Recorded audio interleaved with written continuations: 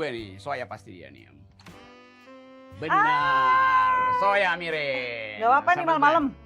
Tamu di malam hari, tamu yang ditunggu justru. Tamu di malam hari, tamu di dalam hati. Oke, ini tempat semua orang untuk bercakap-cakap. Ada wine karena malam ya, gue siapin wine. Ada penting.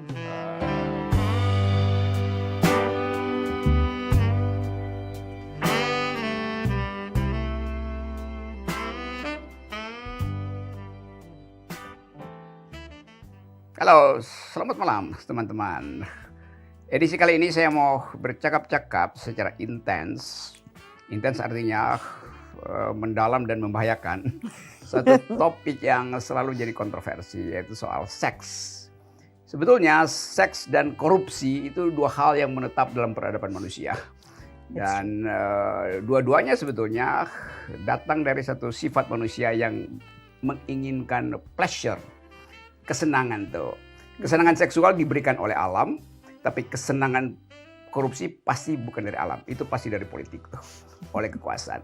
Kita mau lihat tema itu dalam versi yang lebih panjang itu. Karena itu saya butuh seseorang yang paham tentang lika-liku isu seksual di dunia, khususnya lagi di Indonesia.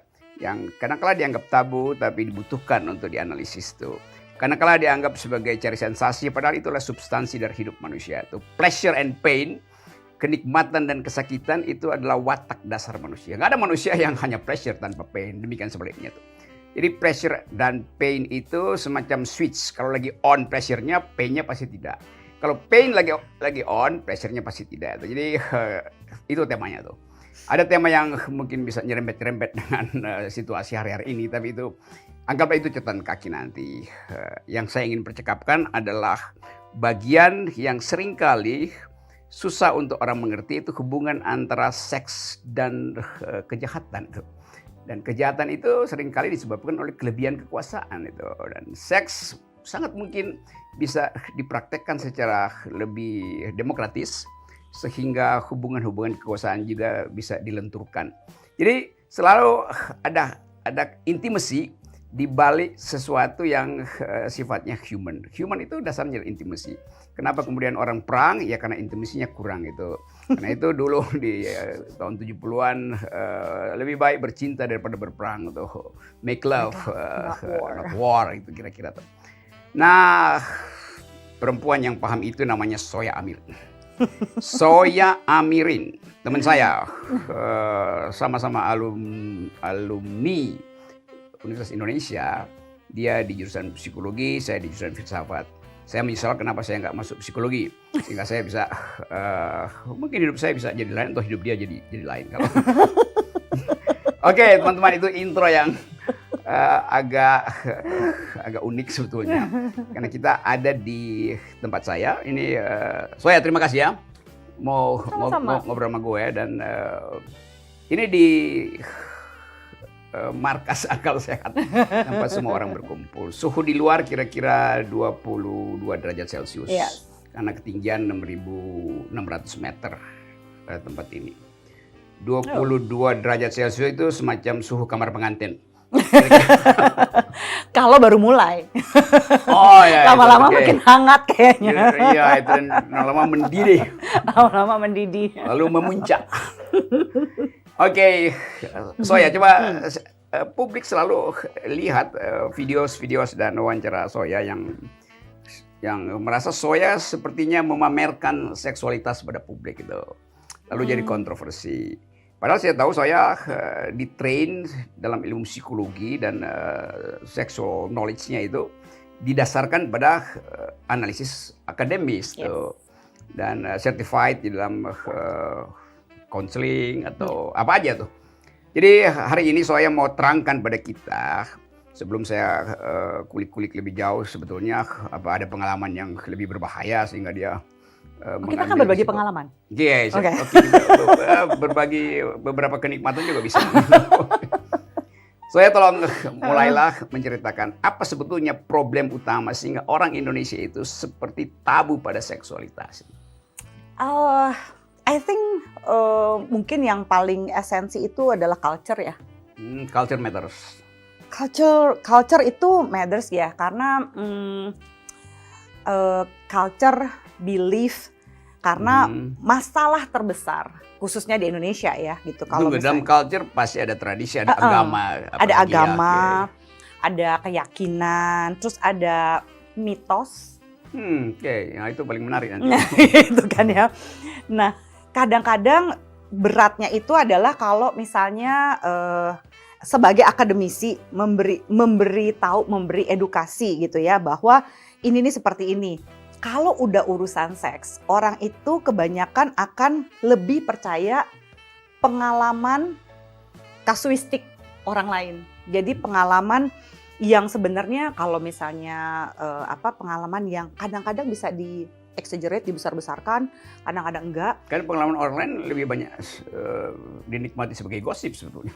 Iya, dan pengalaman orang lain belum tentu ketika dilakukan sama persis oleh orang lain, itu belum tentu sama rasanya. Karena kan sebenarnya seks yang paling nikmat itu adalah pengalaman-pengalaman seksual yang paling nikmat adalah pengalaman-pengalaman yang bermakna.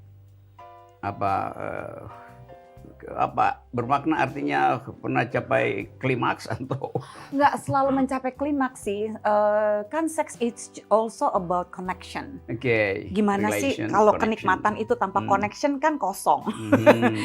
Hanya menjadi sexual gratification gitu ya, gratifikasi seksual gitu kan. Yang penting kepuasan, pemenuhan kepuasan yang cepat aja.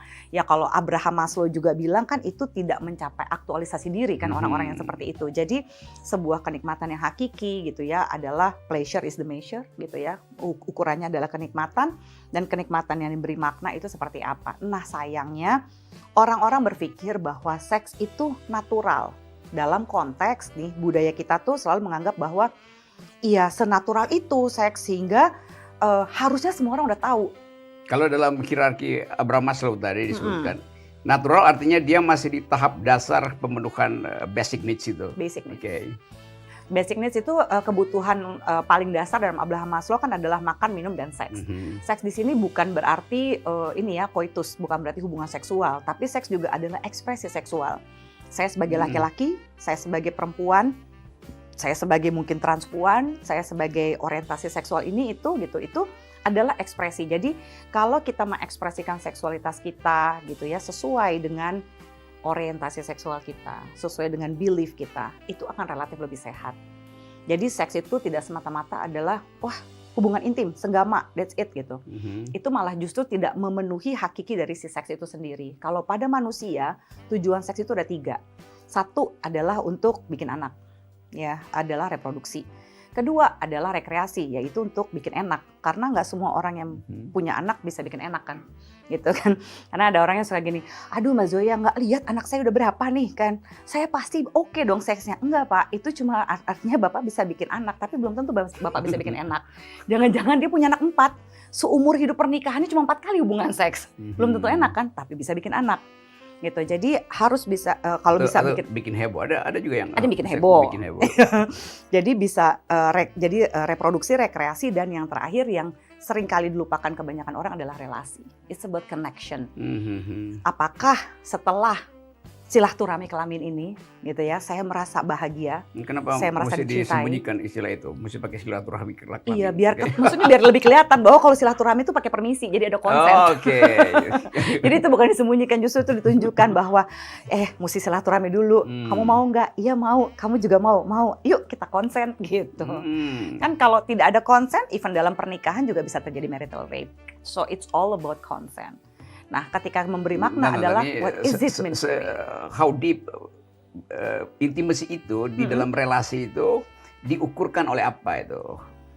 Intimacy itu misalnya, gue udah dapat intimasinya gue dapat itu, vibes-nya gue dapat, healing-nya gue dapat. Lalu kita sebut intimasi kita dapat sama-sama. Kan seringkali kalau orang cuma sebut relasi ya basisnya bukan intimasi kadang-kala tuh. Iya.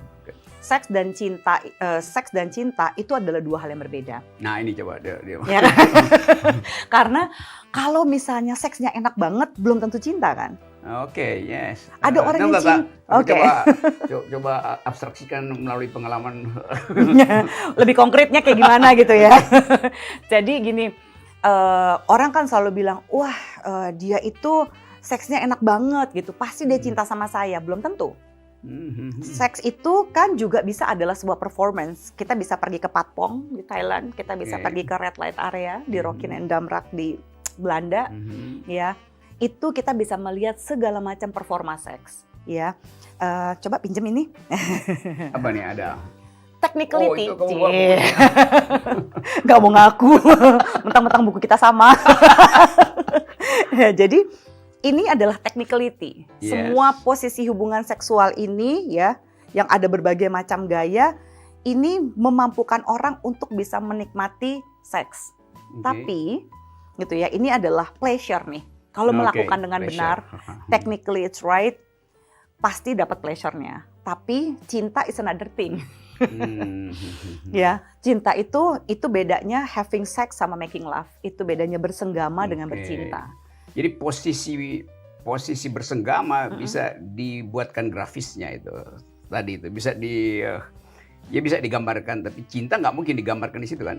Cinta jadi tidak mungkin digambarkan. bagian kering dari relasi tadi itu. Iya. Dan hanya sensasinya dapat, tapi substansinya yang disebut intimacy nggak dapat. Intimacy nggak dapat. Makanya dalam teorinya Sternberg, dalam Trilogy of Love, dia mengatakan bahwa sebuah relasi yang sehat itu pasti memiliki tiga indikasi ini. Satu, komitmennya jelas. Kalau kita bicara komitmen tuh macam-macam zaman sekarang kan. Ada yang ini buat mungkin bagi para millennials and the gang gitu ya. Dengar millennials ini. Jadi jangan rebahan aja. Jangan rebahan aja. Jadi kalau misalnya cinta itu, kalau misalnya komitmen, orang itu komitmennya mesti jelas. Termasuk komitmennya mau apa nih? Mau eksklusif, mau semi eksklusif, mau casual, semi casual. Ya, eksklusif itu seperti jelas ya, aku pacaran sama kamu, kamu pacaran sama aku. Kita tunangan, kita menikah. Gitu ya. Menikah pun kita tidak boleh berasumsi bahwa komitmen pernikahan ini adalah otomatis monogami. We have to talk about that. Kita harus membahas bahwa tapi itu assuming begitu biasanya diasumsikan aja monogami. Itu yang bikin kenapa saya laku di sini. Karena orang berasumsi bahwa kalau kita menikah kita pasti monogami kan. You have to talk about this. Ada orang yang mungkin menikah ingin open marriage, jadi dia punya eksklusif or semi eksklusif. Ada yang mungkin pengen threesome, foursome, open marriage gitu ya. Itu adalah bentuk-bentuk exclusivity. Poligami, polyamori dan polyandry itu juga bentuk-bentuk eksklusif yang harus dibahas dan dikomunikasikan. Lalu ada yang casual. Ya, casual itu termasuk gini, kita ketemu, you are strangers, I'm strangers, kita having sex malam ini, jadilah one night stand. Itu kan juga adalah perjanjian, komitmen. Ternyata enak juga ya seks sama kamu. Kita ketemuan cuma buat seks doang yuk, jadilah FUBU, F-buddy atau sex buddy. Gitu ya. Ntar bisa diiniin aja ya, gitu ya. Fuck buddy atau sex buddy. Lalu, ternyata... Visualisasinya tolong di Google. Ternyata terus misalnya ini, bersahabat, nongkrong, hangout bareng, cocok gitu ya. Terus udah gitu mau nambah nih ke seksual ini. Teman tapi mesra dulu. Teman tapi mesra zaman dulu, zaman sekarang adalah friends with benefit. Ya kan, persahabatan. Saya agak friends with benefit, FWB. Itu namanya. Millennials paham. Itu paham semua mereka. Kekinian mereka. Jadi friends with benefit itu adalah kita bisa temenan, tapi kayaknya buat pacaran kita belum bisa deh. Cuma kalau temenan plus seks kita oke. Gitu. Jadi itu semua harus dijelaskan dengan komitmen. Kita nggak bisa berasumsi. Apalagi kalau nggak yang satu baper. Aduh, gue sebenarnya udah naksir dia, tapi dia maunya cuma FWB-an. Gue ngikut aja deh. Nah, terjadilah drama biasanya setelah itu. Itu komitmen kalau katanya ini ya. Pertama katanya Sternberg. Setelah komitmen ini yang kedua itu adalah intimacy. Intimacy adalah bagaimana si individu itu merasa dicintai. Komitmen ini bukan sekedar perjanjian perdata di atas materai kan, tapi semacam perjanjian etis. Yes. Ada ethical drive yang bikin orang percaya pada this is my. That's the right word. Biasanya orang apa tandanya nih? Vow, swear. I swear. This is I want to commit with you gitu ya in this amount of time dengan cara seperti ini. yang seperti itu membicarakan komitmen seperti itu justru relatif lebih langgeng menurut penelitiannya Sternberg gitu ya, dan Gottman juga dari Gottman Institute Washington University. And then kita beranjak dari komitmen udah jelas nih, oke kita mau apa? Open marriage misalnya, kita FWB gitu ya, kita ini one night stand. Setelah jelas mau jadi komitmennya apa, baru kita masuk ke sini. Kalau misalnya dalam pernikahan, oh kita setuju bahwa kita akan monogami. Bentuk monogaminya kayak apa? Apa yang akan kita lakukan saat kita bosan gitu ya. Terus bagaimana kalau kita menghadapi temptation atau godaan yang bohong banget kan kalau orang nggak punya godaan. Orang kalau katanya Barthes dalam buku etikanya dibilang bahwa seorang yang suci itu bukan orang yang nggak ada godaan, yang tinggal di atas gunung sendiri seperti Rocky Gerung ini, misalnya. Tapi adalah orang yang justru menghadapi godaan dan bisa mengatakan tidak terhadap godaan itu. Gitu. Catatan kaki dulu ya, Barthes tadi yang disebutin oleh Soya itu namanya Kees Barthes itu. Orang Belanda yang jadi warga negara Indonesia dan mengajar filosofi dan etika. Almarhum itu. Iya, jadi kita semua dulu di psikologi harus baca bukunya dia kan gitu, buat etikanya. Jadi di situ kita beranjaklah dari komitmen yang sudah jelas kita maunya apa. Satu lagi nih supaya sekaligus kita tadi disebut istilah Abraham Maslow, seorang psikolog yang behavioral psychology yang mengulas hubungan-hubungan sosial yang didasarkan pada upaya untuk pembunuhan diri, pencapaian itu. Jadi catatan kaki buat teman-teman millennials yang malas untuk nge-google. Terus, ini informatif sekali. Yeah. Thank you for helping me with that. Gitu. Terus dari komitmen yang jelas ini, kalau kata Sternberg gitu ya, kita menuju kepada intimacy. Ini ya. Tahap keduanya. Ini tahap keduanya. Intimacy itu adalah bagaimana si individu di dalam relasinya itu merasa dicintai dan bisa mencintai. Karena memberi dan menerima cinta ini pelik ya gitu. Saya percaya bahwa banyak orang itu sebenarnya bisa merasakan cinta tapi seringkali tidak bisa menikmatinya. Jadi misalnya, aku jatuh cinta sama orang ini. Enggak, gue gak berasa seperti ini, denial. Padahal menurut aku, rasa cinta itu seperti orang hamil. Masa gini, Joy kamu hamil gak? Aku agak-agak hamil deh kayaknya, gak ada kan? Either you're pregnant or you're not gitu. Jadi sebenarnya rasa cinta itu bisa dirasakan. Terserah orang mau bilang, I like it. I really like you. I love you. I kinda like you. Tetap aja, feeling is there. Tapi ketika semakin orang mendinai rasa cinta itu, datanglah ego, datanglah banyaklah hal-hal yang bisa memboikot intimacy ini. Jadi intimacy is not about sex. Intimacy adalah tentang bagaimana si individu itu merasa disayang, merasa diterima. Nah ini juga aku melakukan tesis waktu S2 ku itu, aku bikin penelitian sehubungan dengan ini. Aku pengen tahu kira-kira pada saat hubungan seks pertama atau malam pertama atau baru ganti pasangan baru gitu, apa sih yang dipikirkan laki-laki dan perempuan? Ternyata kebanyakan laki-laki dari berbagai status sosial dan berbagai usia memikirkan pada saat hubungan seks pertama adalah gue mau perform, I want to show off nih, gue bisa kungfu panda nih, gue bisa 360 derajat nih, I can do this and that gitu. Sementara kalau perempuan justru lebih memikirkan am I sexy enough for him? Am I good enough gitu ya. Jadi sebenarnya nggak ngaruh nih pada saat hubungan seks pertama tuh pakai matiin lampu, nyalain lampu gitu ya. Karena si perempuannya pengen yakin dulu, gue diterima nggak sih? Am I accepted by him? Aku tuh disayang apa enggak sih gitu ya. Sementara si laki-lakinya sibuk memikirkan, aku mau show off gaya apa nih dan segala macam. That's actually interesting. Nah dalam posisi intimacy ini penting setiap party yang ada di dalam hubungan seksual ini untuk bisa merasakan bahwa I'm loved gitu. Dan salah satunya yang biasanya cukup konkret untuk menguji intimacy itu justru adalah, meskipun ini adalah tesnya face validity ya, tapi bisa dipakai Gary Chapman, 5 Language of Love. Itu 5 bahasa cinta. Itu sangat-sangat praktis untuk membuat orang itu mencintai orang lain sebagaimana dia ingin dicintai. Misalnya gini, misalnya kita pasangan. Nah, Rocky sukanya baca buku, aku sukanya nonton. Terus biasanya kan, aku mau mencintai pasanganku sebagaimana yang aku suka gitu ya kan. Maksudnya perlakukanlah orang sebagaimana kamu ingin diperlakukan. Wah, ini bahaya nih. Aku sukanya nonton. aku kasihlah, nih pasanganku, aku memberi kamu home theater, gitu kan ya. Ini keren, kita bisa nonton bareng segala macam. You will appreciate it, but kalau dikasih Kindle pasti lebih ngerasa disayang. Jadi bahasa cinta atau love language ini membantu kita untuk bisa mencintai orang lain sebagaimana dia ingin dicintai, bukan sebagaimana kita ingin dicintai. So, it was practical dan simple dalam prakteknya intimacy. Oke, kalau saya lebih suka nonton orang yang lagi baca buku. Oke, baiklah. Ada waktunya nggak pagi, siang, sore, malam? Oke, Gitu.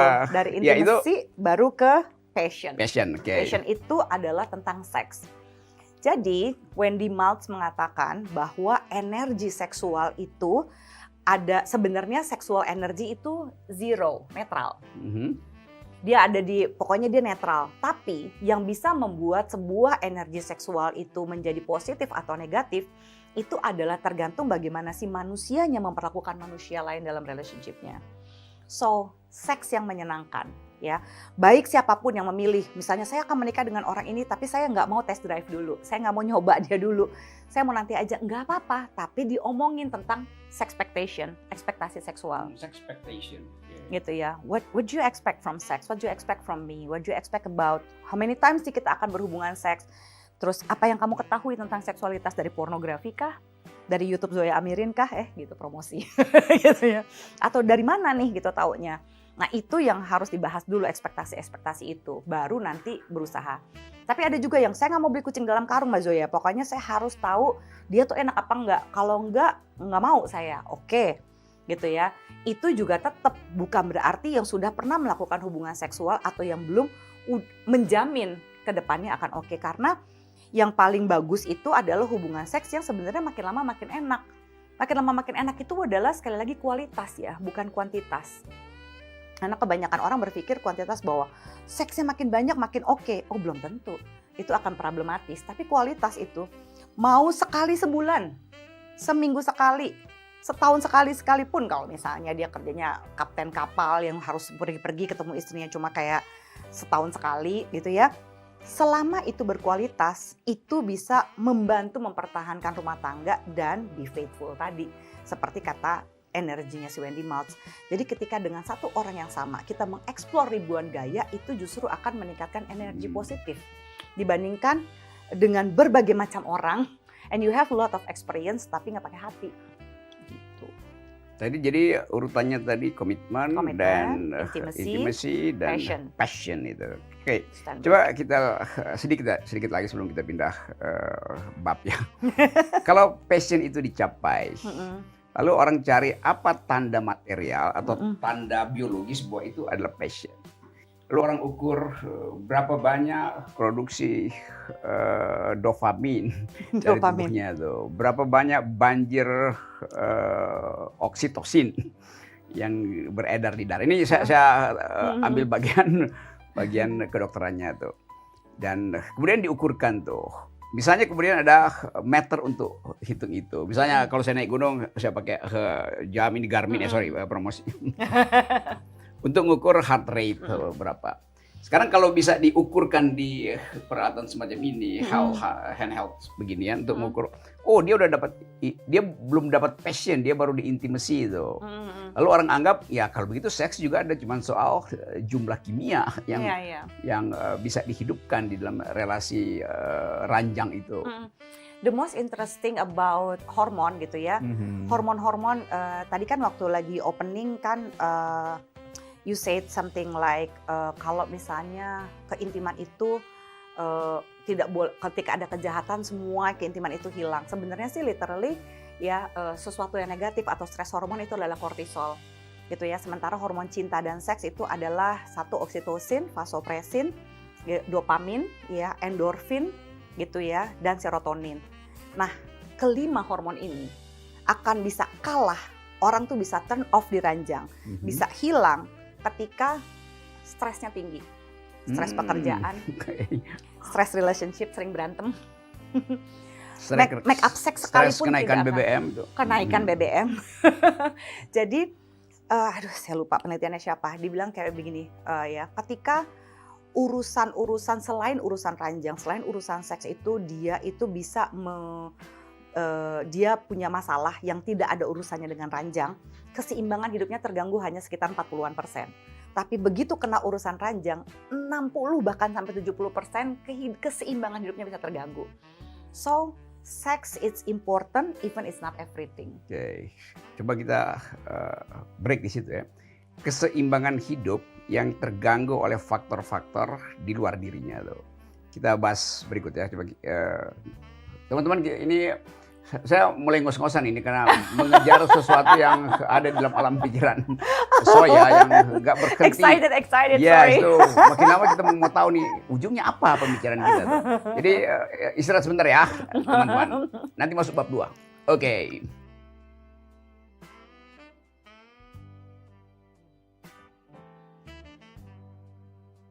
Oke, teman-teman, atau kelas seksual. Asik. Tadi bab 1 itu semacam dasar-dasar atau mata kuliah pengantar psikologi seksual itu. Dan kita bicara ilmiah akademis.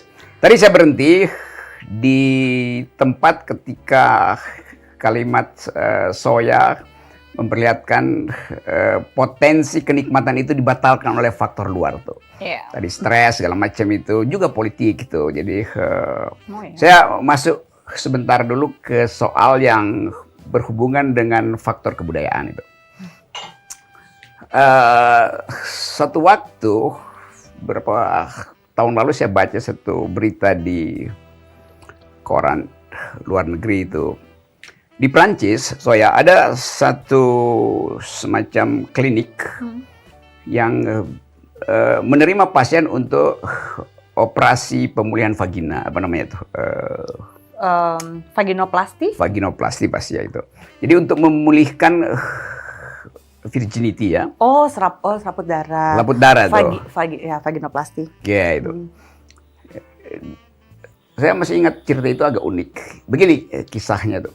Sepasang mahasiswa di Perancis, dua-duanya berasal dari satu negara di Afrika tuh. Dan ya tentu pasti dalam bayangan kita, dua mahasiswa dari Afrika belajar di Perancis, lalu mulai mengkonsumsi semacam sensasi sejarah Perancis tentang seksuality, atau mungkin tadi drive. Revolusi Perancis. Iya itu. Atau mungkin stres karena mesti bikin paper segala macam. Lalu tiba-tiba mereka pacaran dan tadi intimacy dia dapat, passion dia dapat, endorfinnya banjir endorfin. Lalu berhubungan seksual itu. Premarital sex. Oke. Jadi yang perempuan tidak lagi virgin. Dua-duanya datang ke klinik itu. Ditanya oleh dokternya, mau ngapain? Si perempuan bilang, saya mau memulihkan selaput darah saya tuh. Himenoplasti itu.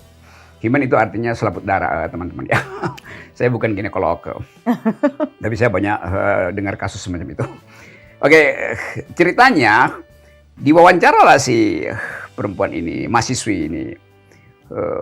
Oke, saya biasa, dokternya bilang oke, kita operasi. Tapi boleh saya tahu buat apa kamu operasi selaput darah tuh? Kamu mau menikah? Iya, saya mau menikah itu. Nah, teman Bukan dengan pria yang dia... pria yang ini, ya saya akan menikah dengan dia tuh. Kayak bingung sih. Oke. Dokter, Anda mau menikah dengan dia, tapi berarti Anda berhubungan seksual tidak dengan dia saya berhubungan seksual. Interesting. Why? Oke. Nah ini kuncinya di situ. Akhirnya dia bilang begini si perempuan, saya ingin memulihkan selaput darah saya bukan untuk membuktikan bahwa saya masih perawan di depan pacar saya yang ada di depan saya ini, karena memang dia yang memerawani saya. Saya tidak ingin membuktikan pada dia, tapi pada keluarganya saya ingin buktikan itu. Oh, Oke, jadi masih zaman Siti Nurbaya ya? Ya itu, itu zaman apa itu ya? Jadi bagi si perempuan ini, dia harus buktikan kalau dia pulang ke negaranya, ke kampungnya itu, dan pernikahan terjadi di situ, di malam pengantin dia mesti angkat spraynya bahwa masih berwarna merah, masih ada bercak darah, tanda masih perawan. Jadi itu menunjukkan bahwa ada juga semacam kejahatan di situ. Kejahatan yang terpaksa dibuat karena tuntutan kebudayaan. Jadi kalau nggak perawan pasti nggak bisa kawin. Jadi dia memanipulasi kenikmatan dia yang secara sadar tadi, komitmen dia oke, kita bersetubuh. Orang yang sama pula. Orang yang sama pula, tapi dia tahu bahwa ada lingkungan yang tidak bisa terima dia tuh. Iya. Oke. Tapi itu juga masih banyak loh daerah di Indonesia yang kayak begitu loh, Bang. Ya itu oke. Sekarang saya ambil kesimpulan, ini kesimpulan saya bahwa dia mempermainkan sebetulnya dia mempermainkan kebudayaannya kan dia menipu kebudayaannya kan, karena dia nggak bisa jujur, maka dia manfaatkan teknologi operasi vagina untuk memanipulasi dirinya sendiri. Oke. Itu satu peristiwa. Ya. Ada peristiwa lain di Los Angeles. Los Angeles juga ada klinik yang sama tuh. Yeah. Tapi klinik itu justru kalau lagi Valentine rame bukan oleh remaja, rame oleh pasangan itu. Pasutri. Terutama ya istri itu dia operasi plastik itu memulihkan virginity-nya hanya untuk ngeprank suaminya di malam Valentine, sehingga suaminya kaget, kok kamu masih perawan itu ya.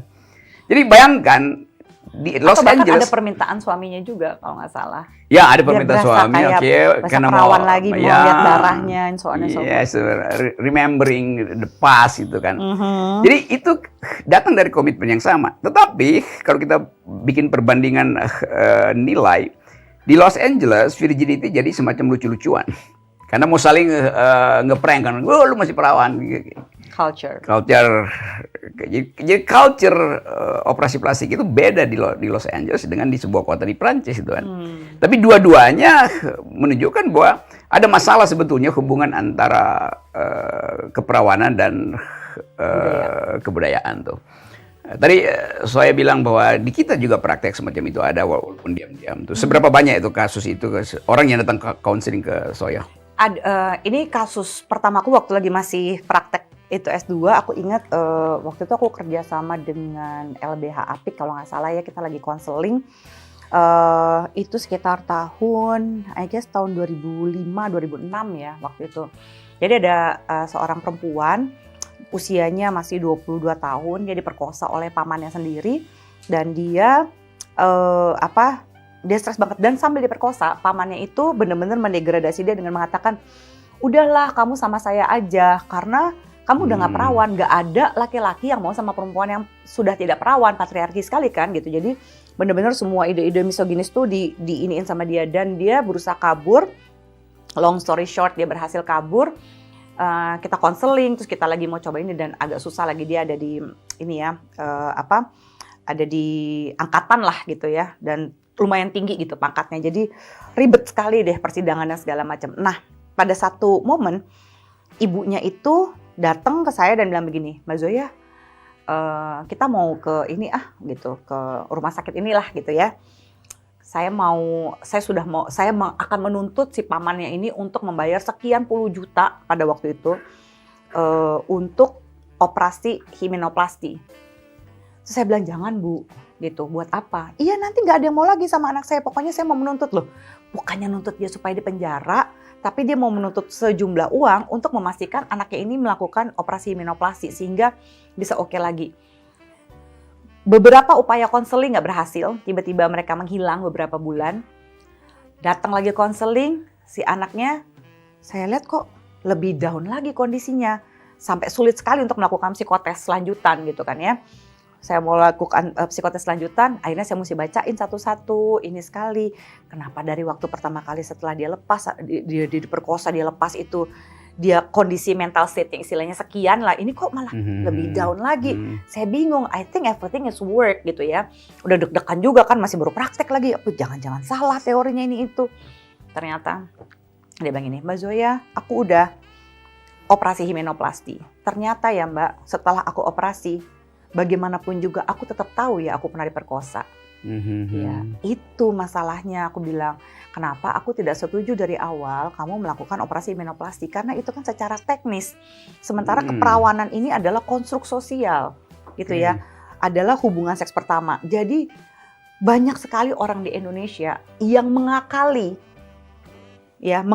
memanipulasi budaya ini, budaya keperawanan, ya maskulinitas yang rapuh gitu ya, dengan melakukan itu. Mbak Zoya, kami masih perawan. Nah, kalau ada anak remaja, ya Gen Z gitu, datang ngomong begitu, aku akan bilang ini, kamu yang perawan kelaminnya doang, tangannya, mulutnya, perawan juga nggak? Anusnya, gitu. Kadang-kadang mereka, tidak ada nggak mau melakukan sexual intercourse gitu ya, jadi tidak memasukkan literally penis ke dalam vagina, tapi melakukan oral sex, ya, anal sex. Pokoknya apa aja asal tidak masuk penis ke dalam vagina. Ya kan sama aja, itu adalah kontak seksual, dimanipulasi budayanya. Jadi seks edukasi di Indonesia agak kesulitan ketika kita tuh benar-benar harus segitu spesifiknya terhadap terms. Apa sih artinya perawan dan perjaka? What it means to be virgin? Sebenarnya hubungan seks, kontak seksual itu apa sih bedanya? Nah, that understanding itu very, very cultural. Kalau kita nggak ngerti budaya ini, agak susah gitu orang untuk bisa paham, ternyata yang namanya kontak seksual, ya sama aja, mungkin tidak ada penetrasi. Tapi kan mungkin tangannya, mulutnya udah nggak perawan, udah nggak perjaka juga, kan gitu. So, penting untuk memahami sebenarnya kita mau jadi orang yang seperti apa, nggak semata-mata mengakali budaya tadi. Oke, catatan kaki lagi ya. Tadi diterangkan oleh Zoya, keperawanan itu adalah konstruksi patriarkis itu. Jadi didefinisikan oleh laki-laki yang punya kemampuan untuk mengatur tubuh perempuan tuh. Dan itu teman-teman perhatikan istilah patriarkis, di dalam istilah itu ada kekuasaan untuk mengatur, ada hegemoni itu. Dan salah satu ciri dari patriarkisme adalah tadi juga istilah itu diucapkan oleh Mbak Zoya, misoginis. Misoginis artinya perilaku untuk membenci perempuan, merendahkan perempuan. Dari kata miso artinya jahat, dan jin artinya perempuan. Jadi menjahati perempuan, itu namanya misoginis itu. Jadi sekali lagi ini kuliah aja, anggap aja ini. Oke, saya lanjut dikit ya. Kadangkala agama itu sebetulnya secara rasional punya cara untuk menyelesaikan tagihan seksualitas yang tak tertahankan karena kondisi biologis, nutrisi yang bagus. Lalu agama berupaya untuk cari jalan keluar sebetulnya. Jadi kita berpikir agama sebagai cara rasional untuk mengatasi natural drive ini atau sexual drive itu. Misalnya fenomena kawin muta di Indonesia itu. Dan sangat mungkin itu juga semacam the economy of sexuality itu kan. Dalam arti lebih baik itu daripada dicerca oleh daripada dihina semua orang. Yes, itu. Pandangan Zoya. Saya tidak mau menghakimi caranya. Yang penting adalah satu konsensual, dua itu kesetaraan. Gitu, selama relasinya setara, it's good gitu. Karena gini, kalau mutah itu hanya dijadikan alasan gitu ya untuk menenangkan diri, kan yang penting saya tidak berbuat dosa. It's another excuse. Atau misalnya, ini adalah cara saya untuk mendapatkan kamu, menikmati kamu gitu ya. Tapi kamu tidak bisa mendapatkan itu dari saya, kan tidak ada kesetaraan. Dan lebih sering dalam konteks ini, mutahnya itu adalah si perempuannya relatif lebih sering dirugikan. Tidak selalu, tapi relatif sering dirugikan. Kalau buat saya misalnya, saya mau mutah ya, saya pengen tahu saya sama kamu nih, kalau kita sama-sama setahun nih gitu ya, living together, sama 11 gitu ya, cohabitation, kita cocok apa nggak? Kalau kita cocok, kita nikah yuk serius. Fine by me, gitu kan ya. Tapi gini, jangan pernah memilih sesuatu yang konsekuensinya kamu nggak bisa tanggung. Kalau kamu nggak bisa menanggung, wah nanti diomongin orang ini begitu, kita mutah aja deh, siri. Ya udah, tapi pastikan bahwa ini adalah konsensual dan relasinya setara. Oke, saya coba lihat hal lain. Kita kalau ke mall, di bagian perempuan kita lihat pakaian dalam perempuan. Lingerie. Iya, brand lingerie. mereknya Victoria's Secret itu. Or la senza. Iya. Laperlah. Saya tahu bahwa istilah Victoria's Secret itu adalah tradisi di zaman Ratu Victoria ketika perempuan itu ditahan seksualitasnya tuh. Bahkan untuk mandi itu perempuan disuruh pakai baju mandi, walaupun dia mandi di kamar mandinya sendiri itu. Jalan pikirannya adalah bahwa tubuh perempuan itu tidak boleh terpandang oleh laki-laki itu. Lalu orang bertanya, loh kenapa, kan dia lagi mandi di kamar mandi, kenapa harus pakai baju tuh? Karena dianggap Tuhan adalah laki-laki, dia melihat tubuh perempuan tuh. Jadi itu dosa kalau perempuan mandi tanpa baju tuh. Jadi kita bayangkan dulu itu semacam tadi mitos bahwa tubuh perempuan itu kalau lagi mandi itu juga dilihat oleh perempuan kalau dia telanjang. Padahal kita tahu Tuhan bisa lihat apa aja sebetulnya kan, mau telanjang nggak telanjang gitu. Tapi karena dia mitos selalu dibakukan di dalam peradaban. Kemudian timbul istilah rahasia perempuan di zaman Ratu Victoria. Jadi Victoria's Secret. Sekarang yang disebut secret itu justru dipamerkan, bahkan diobral. Ada yang tinggal 50% tuh kan. Kalau lagi musim sale di mall-mall. Seksi. Jadi bayangkan misalnya sesuatu yang tadinya sakral sekarang dia jadi sekuler itu. Jadi pakaian dalam perempuan. Itu transisi itu yang seringkali kita anggap bahwa jadi buat apa sebetulnya proteksi kebudayaan kalau pada akhirnya orang menemukan cara justru untuk memanfaatkan proteksi itu sehingga menghasilkan uang. Yes. Ya, apa maksudnya? Lakukan hal yang sama. Sering belanja. Of course. Yes. Karena menurut aku sendiri ya gitu, lingerie gitu ya, tubuh perempuan gitu. Itu adalah salah satu transformasi budaya gitu ya. Dan salah satu cara perempuan menghargai tubuhnya, menghargai seksualitasnya gitu ya, tanpa malu terhadap tubuh dan seksualitasnya. Gitu ya, boleh sakral gitu ya, ditutup-tutupi gitu, tapi menggunakan sesuatu yang seksi yang membuat kita merasa feeling good about ourselves. Aduh, aku tuh seksi banget. Itu bukan sebuah dosa gitu. Dan seringkali kalau lagi mengajarkan seks edukasi, ada satu ini ya pesan penting yang aku selalu sampaikan kepada hampir semua ini perempuan dan laki-laki, bahwa gini loh, apalagi perempuan, tubuh kita itu bukan demokrasi, tubuh kita itu adalah monarki gitu. Kitalah yang mengatur, yang memberikan konsen bagaimana kita ini boleh disentuh gitu, dan bagaimana kita mengizinkan diri kita untuk menyentuh orang lain gitu. Jadi nggak bisa demokrasi tubuh ini yang semua orang berhak mengatur, mempolitisi tubuh seorang perempuan atau seseorang gitu dengan mengatakan enggak harusnya begini, ini tutupin, ini apa segala macam. Waduh, itu jadi apa ya? I think it's violation gitu ya. Itu juga tidak menghargai individu, tidak menghargai tidak menghargai si individu itu seutuhnya gitu ya. Karena seksualitas itu kan juga adalah kebebasan berekspresi. Nah di situ. Jadi kalau saya simpulkan, ini kesimpulan sementara. Nah kita selalu ingin bicara tentang pembebasan tubuh, tentang hak perempuan untuk mengatakan tidak tuh. Tapi kekuatan kebudayaan masih dominan tuh. Nah dalam keadaan semacam itu, Indonesia ada di dalam keraguan-raguan untuk mengucapkan secara total bahwa negara harus menghargai semua pengalaman warga negara, termasuk pengalaman seksual yang mungkin sekali itu bertentangan dengan dalil kebudayaan secara lebih umum tuh. Jadi kalau kita sebut ada kejahatan, nggak ada kejahatan, itu cara pandang terhadap tubuh perempuan itu udah kejahatan terhadap perempuan.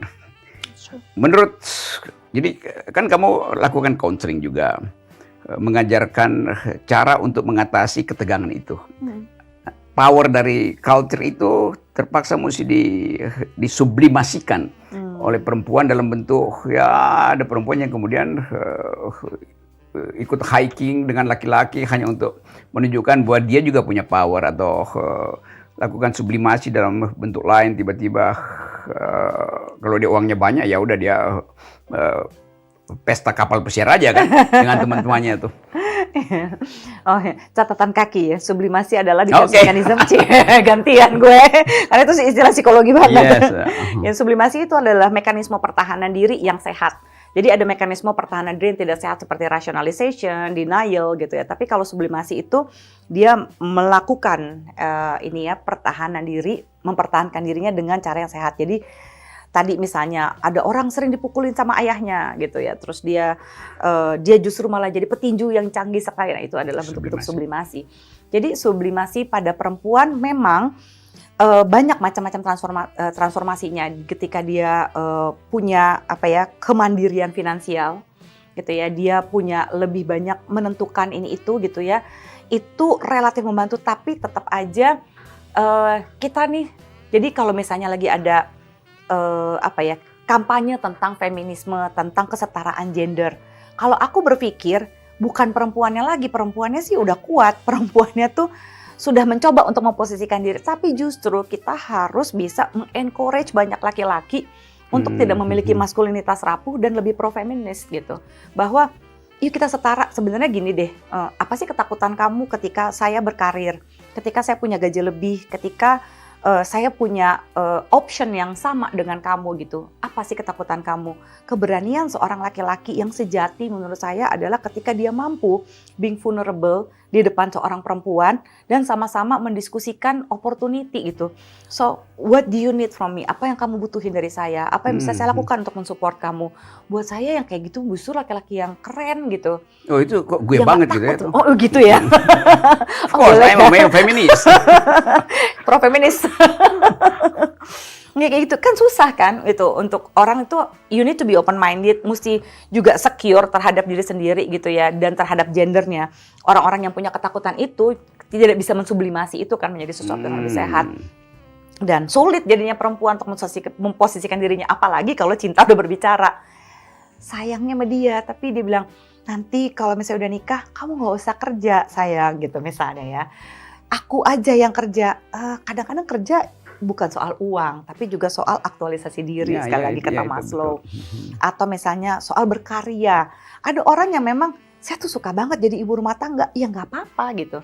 Ada orang yang, saya nggak bisa nih kalau nggak kerja, mau freelance kayak mau apa kayak.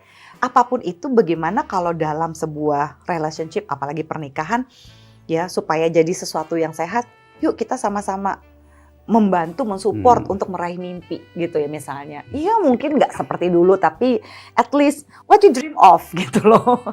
Betul. Ada usaha ke sana gitu. Tapi ada paradoks juga, ada juga perempuan yang ingin tampil sebagai bos, sebagai mengalahkan laki-laki. Apa namanya dalam psikologi ada istilah Queen Bee Syndrome itu. Sindrom Ratu Lebah. Ya. Yang merasa harus dilayani itu. Dan praktek itu sebenarnya juga praktek patriarki kan. Ya. Jadi nilai patriarki diserap oleh cuma laki-laki, tapi oleh perempuan juga. Nah ini penting ya, bahwa patriarki itu bukan hanya pada laki-laki, tapi juga pada perempuan itu. Demikian juga feminist point of view bukan hanya perempuan, laki-laki juga banyak yang sekarang ingin merasakan satu kesetaraan dengan menyatakan bahwa I am a male feminist itu kan. Nah itu bab 2 teman-teman. Nanti mungkin ada masih bab 3. Kita tunggu suhu udara di Sentul ini mendingin dulu ya karena terlalu hangat. Oke, kita break ya.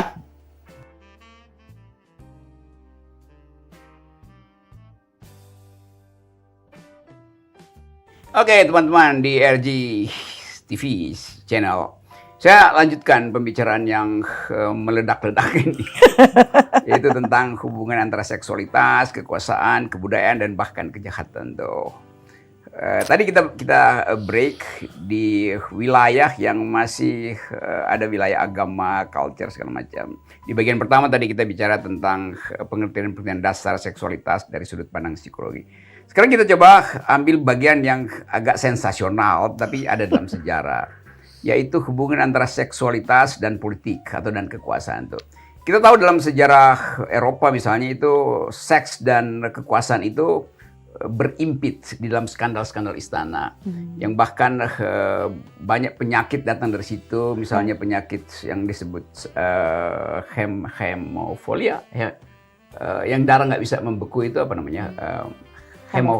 Hemofilia kan.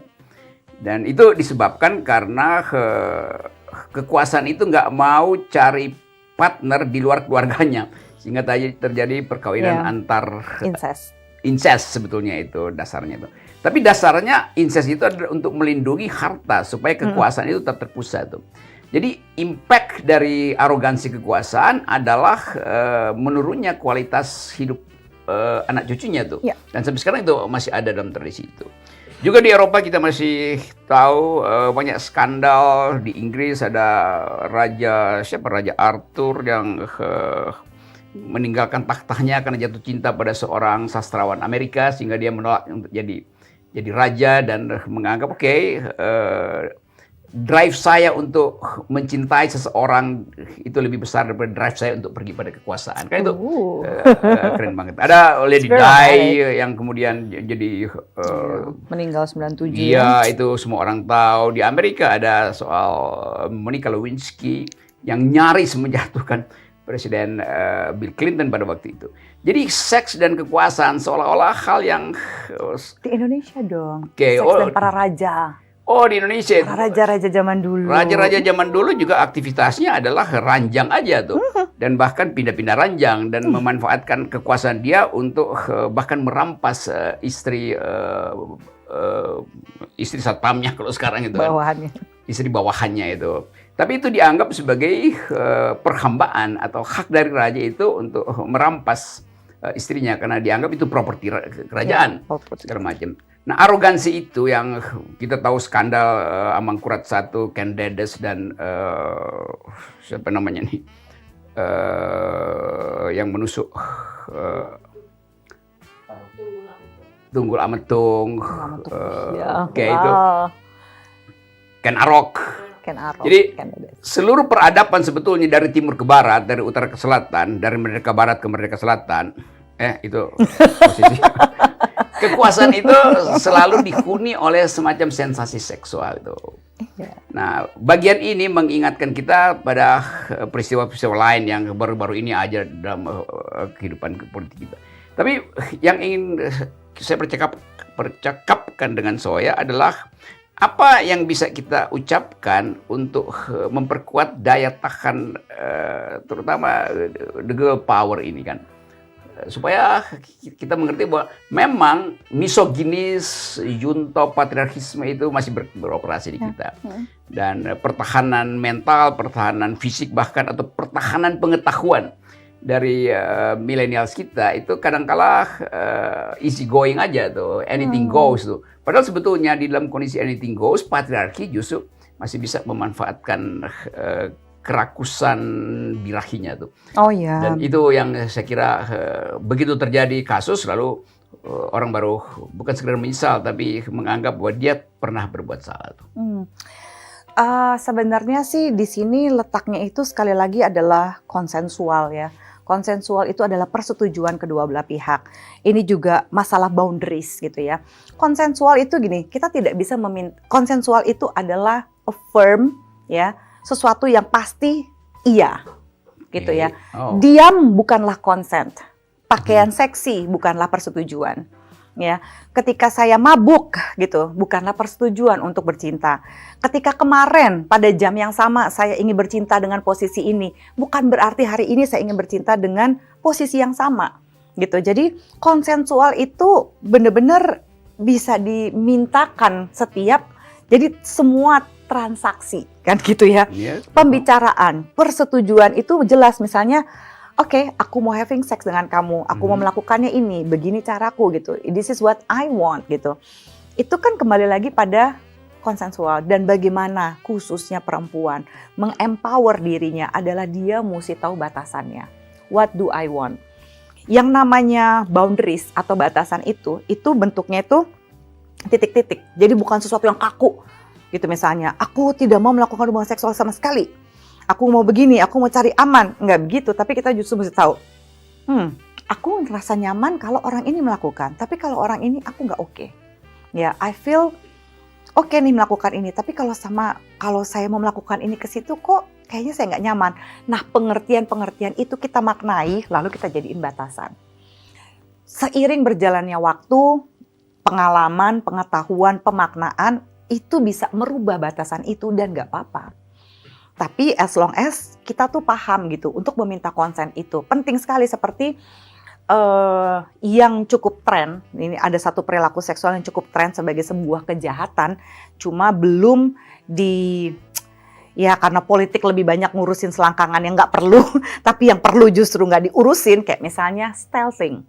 Stealthing itu adalah gini, perjanjiannya konsensual sekali bahwa saya akan berhubungan seks dengan kamu, gitu ya. Itu konsensual persetujuannya. Gunakan kondom ya, pakai kondom. Tapi di tengah-tengah hubungan seks, ketika akan mencapai puncak orgasme, si prianya melepaskan kondom lalu ya udah lagi perempuannya udah lagi setengah-setengah orgasme kayak begitu kan, itu udah masa-masa trans gitu ya.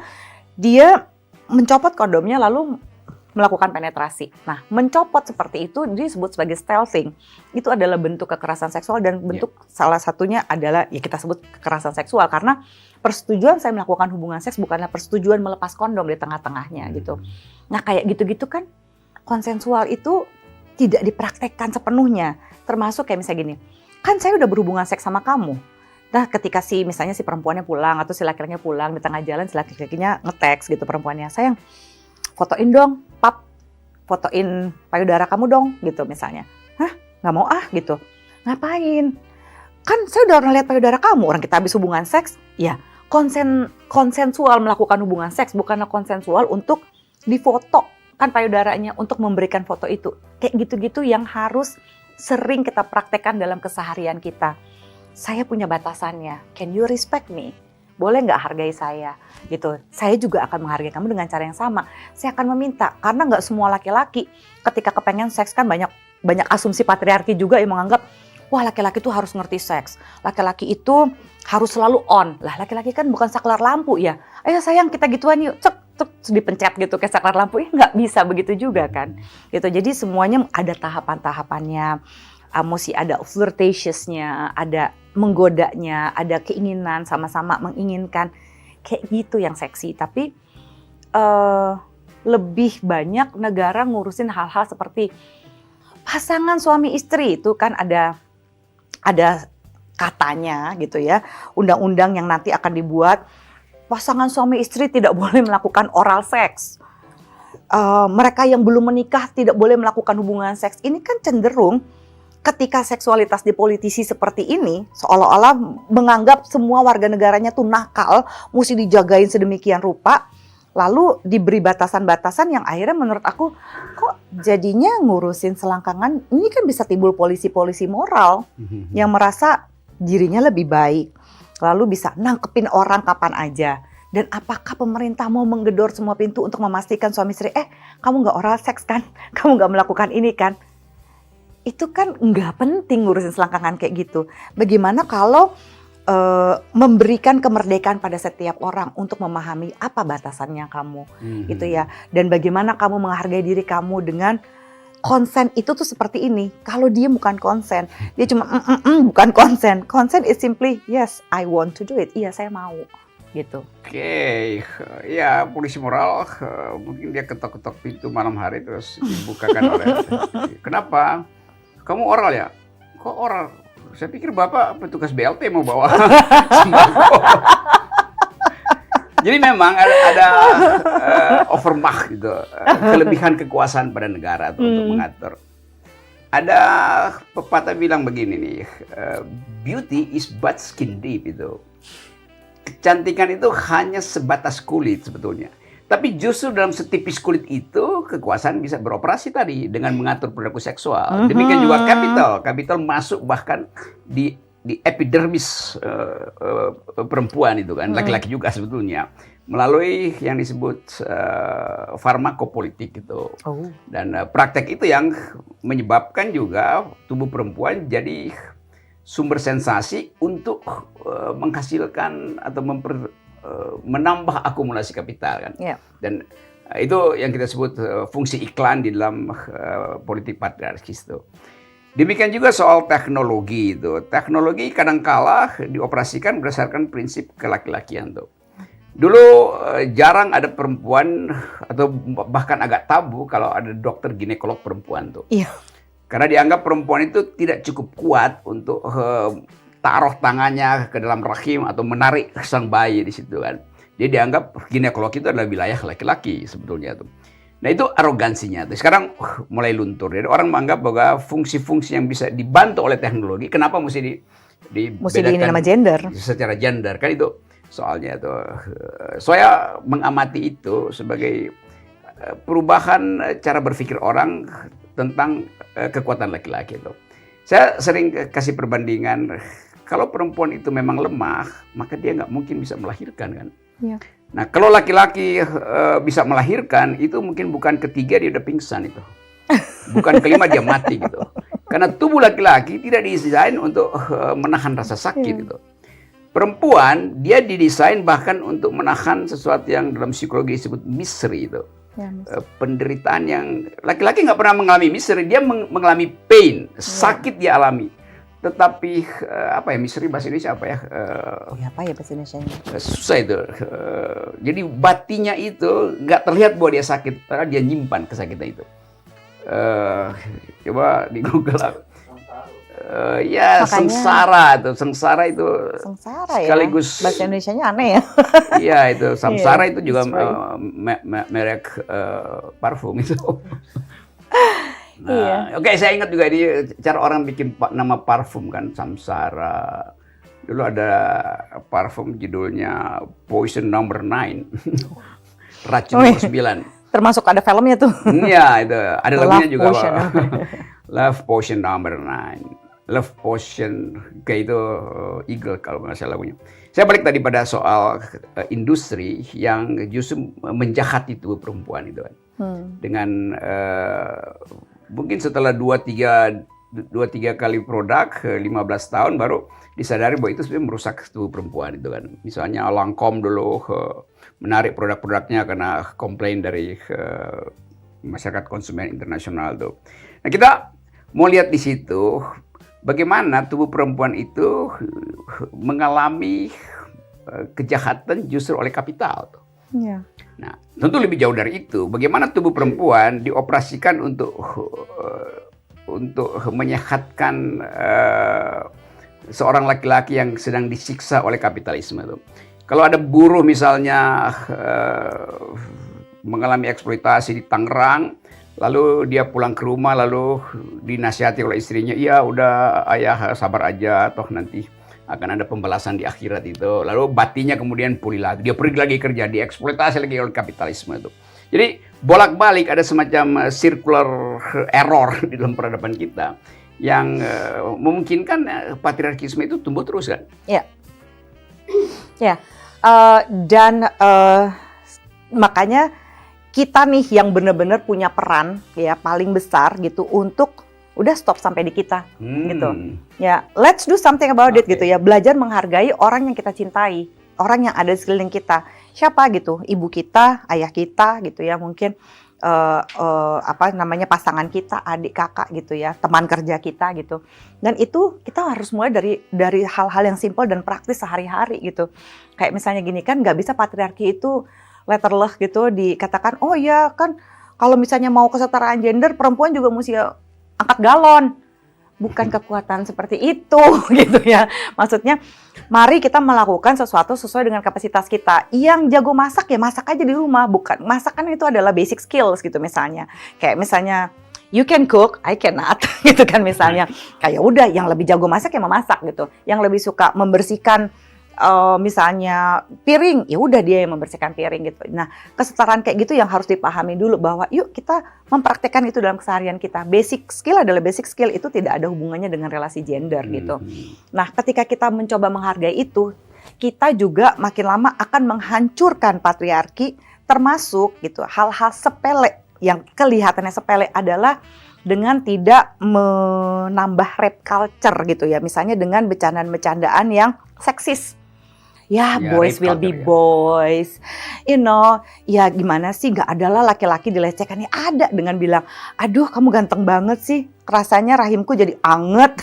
Itu kan adalah pelecehan seksual pada laki-laki gitu ya. Laki-laki mah gak apa-apa.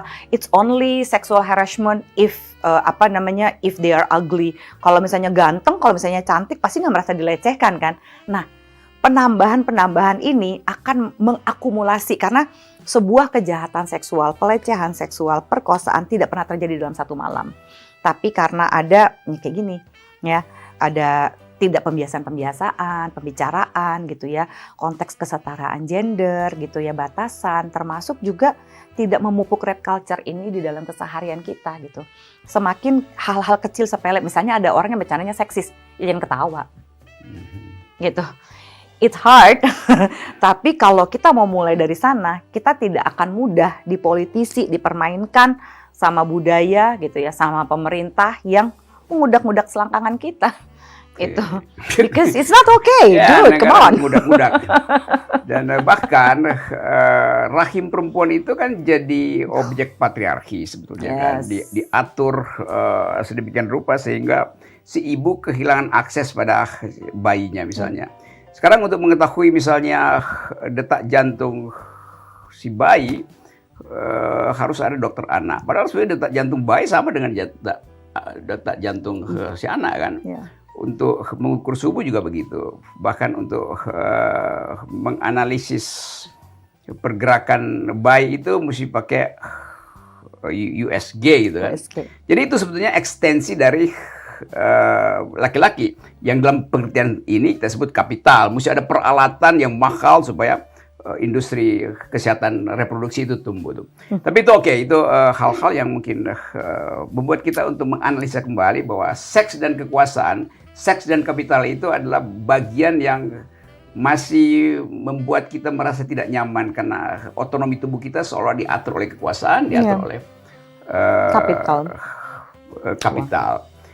Dan kita tahu bahwa soal-soal ini itu dari kita tahu ilmu pengetahuan, perempuan sudah direndahkan itu. Seorang filsuf yang diagung-agungkan dulu namanya Aristotle, dia bilang begini, perempuan itu adalah anak-anak yang bertubuh besar itu. Jadi dianggap ya nggak bisa berpikir karena dia tetap anak-anak walaupun tubuhnya tumbuh tuh. Jadi pelecehan pada perempuan itu udah dimulai dari zaman ketika filsafat itu diaktifkan. Dan orang menganggap soal itu masih berlanjut sampai sekarang tuh. Aku kira mau nge-quote Foucault. Ya, oke, itu agak berat.